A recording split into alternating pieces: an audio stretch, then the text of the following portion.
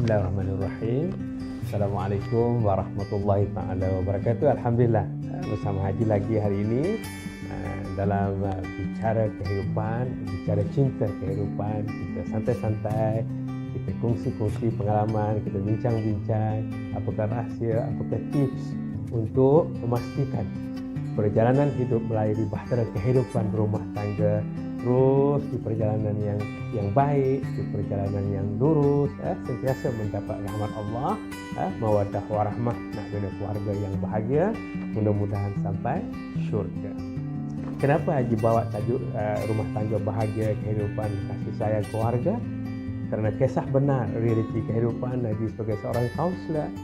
Selama perintah kawalan pergerakan, Haji bertugas sebagai kaunselor telecounseling COVID-19. Banyak kes yang klien hubungi untuk konsultasi, untuk kaunseling kerana mereka menghadapi masalah rumah tangga sampai nak bercerai-berai dan sebagainya. Dan sebelum ini pun, sebelum PKP pun, banyak kes-kes yang datang untuk sesi kaunseling di klinik dan pusat terapi Haji. Banyak yang berkaitan dengan rumah tangga, masalah pasangan suami isteri. Sebab itulah Haji bersama MBK Dynamic Consultant kerap melaksanakan program khusus-khusus bengkel kasih sayang. Marilah kita bincang.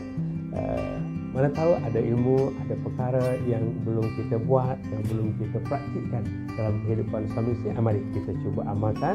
Mudah-mudahan hidup kita senang dan gembira di hari-hari mendatang. Boleh ya? Baik, hari ini Haji nak bicara soal ciri-ciri suami dan isteri soleh, solehah.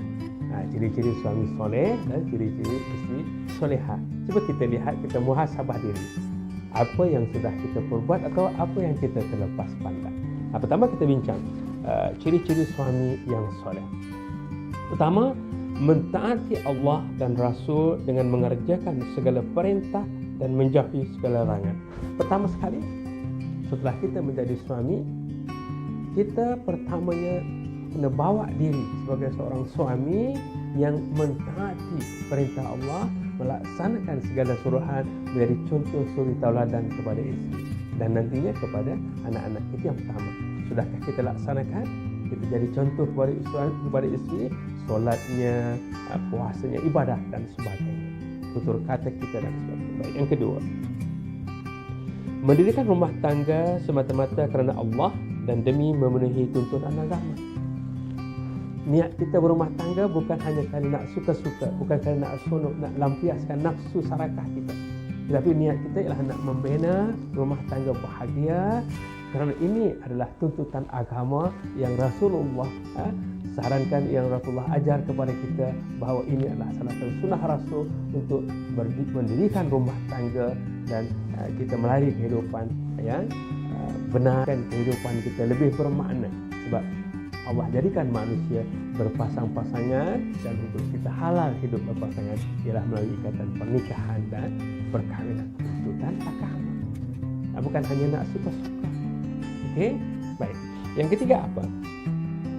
Melayani dan menasihati isteri dengan cara yang baik. Sudah tentu dalam perjalanan kehidupan kita ada tutur kata, ada perbuatan, tingkah laku dan segalanya.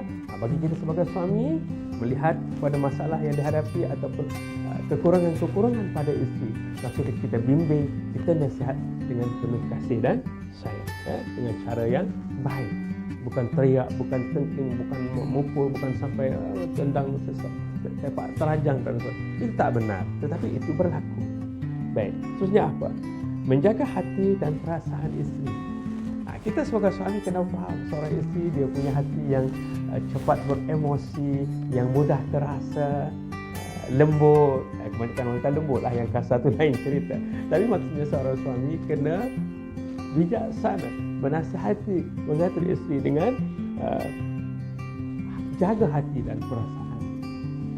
Haji nak sebut bahawa kalau kita lihat, jadi Haji nak cuba sebut analogi bagaimana seorang wanita dijadikan daripada tulang rusuk kiri laki-laki. Kenapa kiri? Sebab di sini juga ada hati dan perasaan, kan?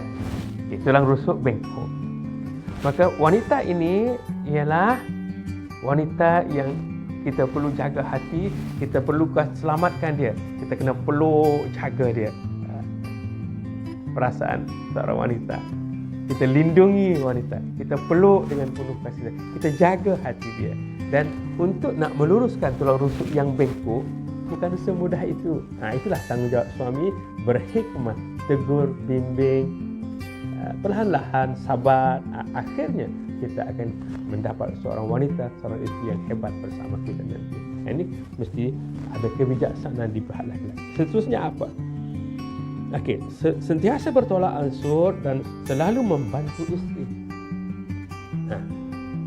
Kalaupun kerja, kalaupun sibuk macam mana, ada masa, ambil masa untuk bantu isteri. Apalagi kalau isteri kita suri rumah sepenuh masa, penat tu, dari pagi sampai ke malam tak pernah selesai tugas di rumah. Ini selama PKP Haji terasa, Haji nampak sangat, rasa sangat bagaimana penat seorang wanita kalaupun dia tak kerja. Kita kata masak, cuci pakaian, lipat baju, cuci piring, segalanya. Atur rumah, usai rumah penat. Jadi di sinilah suami kena faham dan ambil masa untuk bersama. Seorang isteri sebenarnya kuat, tetapi kalau suami tak peduli, dia akan rasa sedih dan jadi lemah dan kecewa. Tapi kalau suami peduli, bersama, walau membantu sikit-sikit, semangat dia. Apalagi kalau suami yang hebat, gurau senda, peluk dia, terima kasih sayang, berikan penghargaan. Okay? Baik. Tidak menyuruh sesuatu di luar kemampuan isteri. Ini sudah pastilah. Kita terima isteri kita seadanya. Kenapa kita suka sayang pada dia? Kerana wataknya, kerana perangai, sikap, kebolehan yang kita nampak. Maka jangan cari kekurangan dia. Terima seadanya. Jika ada kekurangan, kita atur, kita bimbing. Dia ikut kursus, dia ikut belajar di mana-mana yang perlu. Okey? Baik. Kuat kesabaran dan menghindari daripada menyakiti isteri seperti memukul atau dengan perkara yang memudaratkan yang tidak dibenarkan oleh syarak. Tolonglah. Banyak kes yang berlaku sampai pukul, tendang terajang, maki hamun biasa. Seorang suami yang hebat ikut pesanan Rasulullah, berkasih sayang. Rasulullah lah gurau senda dengan isteri. Kalau Aisyah dia panggil di pipi merah Humairah dengan lagu Aisyah kan, Masya Allah. Dengan Aisyah berlari-lari dan sebagainya, minum di tempat bibir Aisyah. Kau kasih sayang. Gambaran itu yang kita nak praktikkan. Baik, apa lagi? Tidak mengeji isteri di hadapan orang lain ataupun memuji wanita lain di hadapan isteri. Tolong jaga hati dan perasaan. Mungkin isteri diam, tak tunjuk marah, tapi dalam hatinya sakit sekali kalau kita sentiasa memuji orang lain, apalagi wanita lain di depan dia. Dan apa lagi kalau kita mengeci, memaki isteri di depan orang lain. Ini sesuatu perbuatan yang tak boleh sama sekali kita lakukan. Tolong hargai, sayangi isteri yang kita cintai selama ini. Maksudnya apa? Menerima kelemahan isteri dengan hati yang terbuka. Samalah terima isteri seadanya, apa kelemahannya dengan hati. Sebab itu suami isteri ialah saling melengkapi. Apa yang isteri kurang, kita kuatkan. Apa yang kita kurang, isteri perkukuhkan. Itu namanya kerjasama, saling membantu. Itu yang Haji sebut layari bahtera kehidupan, onak, ra'a, gelora, gelombang sebagainya. Tapi kalau suami pegang kepada kemudinya iman, kita dayung bersama. Dayung bersama, kanan, kiri. Jangan pula kita kanan suami kanan, isteri kiri, terbalik kapan kan? Dan ikhtiar layarnya teruskan, terus berdoa tawar. Itulah kehidupan rumah tangga yang sebenar. Pasti sampai destinasi syurga, insya-Allah. Apa lagi? Memberi nafkah kepada ahli keluarganya sedaya kemampuan. Ini suami isteri kena bersedia. Sekadar kemampuan kita suami isteri, nafkah yang wajib diberikan, kelebihan-kelebihan keistimewaan dalam kehidupan, terpulanglah, berpada-padalah, ukur baju di badan sendiri. Kalau belum mampu rumah yang besar, rumah kecil dulu kan. Kalau belum mampu pakai kereta besar, kereta kecil dulu dan tapi berusaha untuk meningkatkan ekonomi keluarga. Dan akhirnya nanti seiring dengan pertambahan anak-anak keluarga makin besar, kita juga mampu nanti beli kereta lebih besar kerana keperluan. Okey, bukan kerana kita nak bermegah-megah. Baik, apa lagi? Bertanggungjawab mendidik akhlak ahli keluarganya. Pastilah itu tanggungjawab suami. Isteri kita yang kita kahwini, kita kena bimbing sebab kita nak masuk syurga bersama. Jangan pula kita tak ada ilmu. Jangan pula suami yang perlu dibimbing oleh isteri itu terbalik. Tapi adalah kes-kes seperti itu. Apa lagi contoh kalau seorang isteri Islam baru berkahwin dengan suaminya mu'alaf, maka menjadi tanggungjawab isteri juga memberikan peluang cari tempat untuk suami belajar. Bila sudah jadi suami, you kena belajar. Apa yang tak faham kena belajar. Berjumpa ustaz, jumpa orang alim dan sebagainya.